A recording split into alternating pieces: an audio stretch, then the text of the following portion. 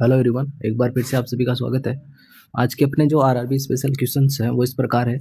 Measuring the length of nasogastric tube, यानी कि जो नेजोगैस्ट्रिक ट्यूब है उसकी जो लेंथ अपन कहाँ से कहाँ तक मेजर करते हैं। नोज टू एपिगैस्ट्रियम, नोज ट्रगस और एपिगैस्ट्रियम, ट्रगस एपिगैस्ट्रियम और मेमोरी लाइन ऑफ एपिगैस्ट्रियम।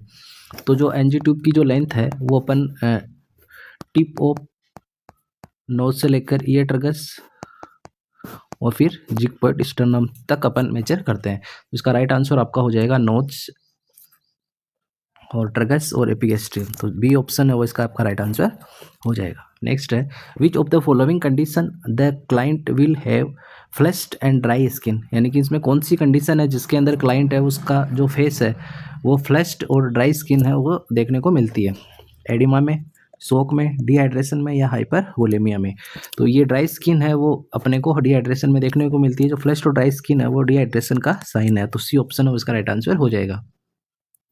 फिर नेक्स्ट है, position give if patient with dyspnea, यानी कि डिस्निया के पेशेंट को अपन कौन सी पोजीशन प्रोवाइड करते हैं। सिम्स पोजीशन, जो कि अपन मोस्टली किस में देते हैं, एनिमा के एडमिनिस्ट्रेशन के दौरान अपन इसको प्रोवाइड करवाते हैं। लिथोटोमी पोजीशन है जो कि लेबर के दौरान प्रोवाइड की जाती है। सुपाइन पोजीशन है और ऑर्थोपेनिक पोजीशन है। तो ऑर्थोपेनिक पोजीशन है वो डिस्निया की कंडीशन के अंदर अपन को प्रोवाइड करते हैं। तो डी ऑप्शन है वो इसका आपका राइट आंसर हो जाएगा।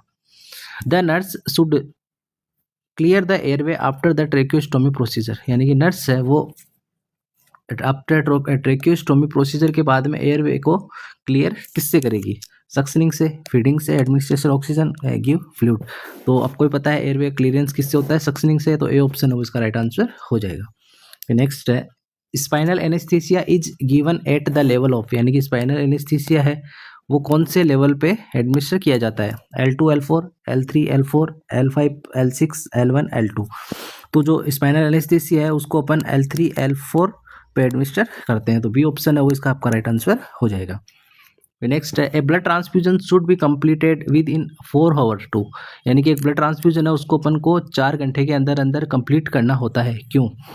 प्रिवेंट बैक्टीरियल ग्रोथ से प्रिवेंट करने के लिए, prevent hypothermia, prevent fluid overload, prevent a haemolytic transfusion reaction, यानी कि हिमोलाइटिक ट्रांसफ्यूजन रिएक्शन से प्रिवेंट करने के लिए, या फिर फ्लूइड ओवरलोड से प्रिवेंट करने के लिए, या हाइपोथर्मिया से, या बैक्टीरियल ग्रोथ के को प्रिवेंट करने के लिए। तो जो अपने को 4 घंटे के अंदर अंदर इसको एडमिनिस्टर करना होता है वो होता है बैक्टीरियल ग्रोथ से प्रिवेंट करने के लिए। तो ऑप्शन है आपका राइट आंसर हो जाएगा।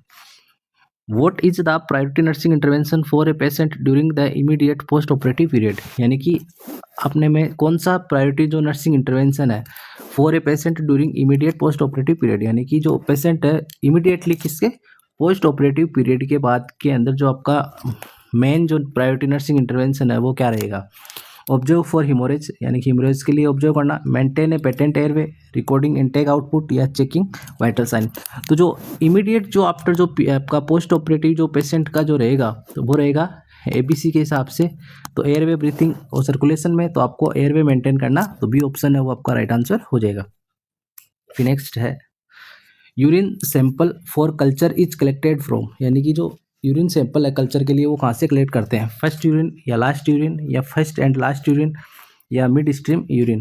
तो जो यूरिन सैंपल है वो अपने को कलेक्ट करते हैं मिड स्ट्रीम। जो डी ऑप्शन है वो इसका राइट आंसर हो जाएगा। नेक्स्ट है, which instruction should the nurse give a patient who is going to have a chest tube removed, यानी कि अपने चेस्ट ट्यूब है उसको रिमूव करने से पहले अपन पेशेंट को क्या इंस्ट्रक्शन प्रोवाइड करेंगे। Avoid the Valsalva manoeuvre, inhale as the tube is pulled out, take a deep breath and hold it, hyperventilate just before. तो हाइपर वेंटिलेट है वो अपन सक्शनिंग से पहले करते हैं। और जो अगर आपका जो है चेस्ट ट्यूब उसको रिमूव करने से पहले अपने को इंस्ट्रक्ट करेंगे कि एक आपको क्या करना है, डीप ब्रीथ लेना है और इसको होल्ड रखना है। तो सी ऑप्शन है वो उसका राइट आंसर हो जाएगा। फिर नेक्स्ट है, के bind is given for patient with, यानी के बाइंड है वो कौन से पेशेंट को दिया जाता है। हाइपरनेट्रीमिया के पेशेंट को, हाइपोनेट्रीमिया के, हाइपरकेलेमिया के, या हाइपोकेलेमिया के। तो जो के बाइंड है वो अपन देते हैं हाइपरकेलेमिया के पेशेंट को। तो सी ऑप्शन है वो इसका राइट आंसर हो जाएगा। फिर नेक्स्ट है, nasotracheal suctioning is contraindicated in case a patient having, यानी कि जो नेजोट्रेकियल जो सक्शनिंग है वो कॉन्ट्रा इंडिकेटेड होता है इनमें कौन से केस के अंदर। तो लेरिंजियल एडिमिया और स्पाज में, हाइपोक्सिया की कंडीशन में या डिसरिथमिया की कंडीशन में, इंक्रीज आईसीपी की कंडीशन में। तो जो आपका सक्शनिंग है वो इंक्रीज आईसीपी की कंडीशन के अंदर क्या होता है, कॉन्ट्राइंडिकेटेड होता है। तो डी ऑप्शन है वो आपका राइट आंसर हो जाएगा। नेक्स्ट है the technique use in case of surgical asepsis is, यानी कि सर्जिकल एसेप्सिस के अंदर कौन सी टेक्निक अपने को यूज में लेते हैं, clean, isolation technique, style technique और नन ऑफ देम। यानी कि जो सर्जिकल एसेप्सिस है उसके अंदर अपन हमेशा स्टाइल टेक्निक का यूज करते हैं। तो सी ऑप्शन है वो इसका राइट आंसर हो जाएगा। फिर नेक्स्ट है eye padding is applied on unconscious patient to prevent, यानी कि अनकॉन्शियस पेशेंट को अपन आई पैडिंग प्रोवाइड करते हैं, अप्लाई करते हैं, उसको किससे प्रिवेंट करने के लिए ये करते हैं, ड्राइनेस ऑफ आई, आई को ड्राई होने से बचाने के लिए, ब्लिंकिंग ऑफ आई से बचाने के लिए, कॉर्नियल अल्सर से बचाने के लिए, या आई के मूवमेंट के लिए। तो जो आई पैडिंग है अनकॉन्शियस पेशेंट को अपन कॉर्नियल अल्सर से बचाने के लिए करते हैं। तो सी ऑप्शन आपका इसका राइट आंसर हो जाएगा। नेक्स्ट है during CPR the correct hand placement over the chest for chest compression, यानी कि सीपीआर के दौरान जो आपका करेक्ट जो हैंड प्लेसमेंट है वो चेस्ट पे कहाँ होना चाहिए, चेस्ट को कंप्रेस करने के लिए, अपर हाल्फ ऑफ स्टर्नम पे होना चाहिए, या अपर थर्ड ऑफ स्टर्नम के लिए, या लोअर हाल्फ ऑफ स्टर्नम, या लोअर थर्ड ऑफ स्टर्नम। तो जो चेस्ट कंप्रेशन के लिए जो आपका करेक्ट जो हैंड प्लेसमेंट होता है वो होता है lower half of sternum. C option है वो इसका राइट आंसर हो जाएगा। फिर नेक्स्ट है what is the most reliable and most accurate method to confirm the position of NG tube after insertion, यानी कि जो एनजी ट्यूब है उसको इंसर्शन करने के बाद आपका जो मोस्ट जो रिलायबल कौन सा पूछा है, मोस्ट रिलायबल और जो मोस्ट एक्यूरेट जो मेथड होता है उसको पोजीशन को कंफर्म करने का कि एनजी ट्यूब सही जगह पे है या कि नहीं, तो उसको कौन सा जो आपका टेस्ट है वो रहता है, tip of tube in water, यानी कि अपनी जो ट्यूब की टिप है उसको वाटर में इंसर्ट करके, या पुशिंग इसमें एयर पुश करके और उसके बाद ऑस्कल्टेशन करके, या एक्सरे, या नन ऑफ देम। तो जो मोस्ट जो रिलायबल और मोस्ट एक्यूरेट जो मेथड रहेगा एनजी ट्यूब के जो पोजीशन को कंफर्म करने का वो रहेगा आपका एक्सरे। तो सी ऑप्शन है वो इसका राइट आंसर हो जाएगा। नेक्स्ट है prolong suctioning of the tracheostomy में कोज, यानी कि जो ट्रेकियोस्टोमी की जो प्रोलॉन्ग सक्शनिंग है वो क्या कोज करती है, hypoxia and cardiac arrest, myocarditis, nausea and anorexia. तो जो प्रोलॉन्ग सक्शनिंग जो होती है वो कोज करती है हाइपोक्सिया और जो, तो इसका राइट आंसर हो जाएगा hypoxia and cardiac arrest. A option है वो इसका राइट आंसर हो जाएगा।